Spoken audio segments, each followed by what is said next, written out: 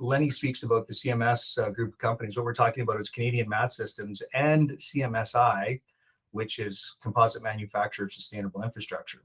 These companies are similar but different, and they're really just kind of separated as a consequence of the application of infrastructure. In Canadian Mat Systems, we make temporary infrastructure, so matting type products, temporary bridges, the type of temporary use infrastructure you would have for remote types of operations in low weight bearing soil conditions, or high cycles of use locations where there's no infrastructure whatsoever.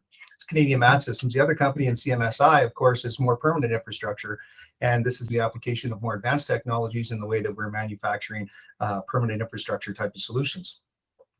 So I can give you a little background on that. The whole evolution to where we're going to go is a consequence of us over time looking for ways that we could develop and improve some of the costs and the durability of our products in our conventional CMS business, in that temporary infrastructure business. Matting products, made out of conventional materials, short lifespans, and really, issues with regards to freight transportation, cross-contamination of noxious and non-native weeds and other types of organisms. So in that process, we began to look at FRP and fiberglass polymers.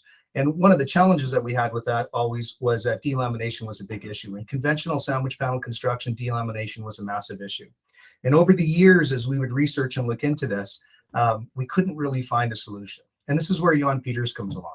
So Jan Peters, in his expertise and in his innovation and the way that he looked at the way the conventional geometry of a sandwich panel construction existed, had designed what's called the InfraCore technology. And the InfraCore technology, in amongst a number of the things that it does, which is really unique, the thing that was most attractive for me and for our group of companies was the fact that we could overcome that Achilles heel, which was delamination inside of a composite sandwich panel.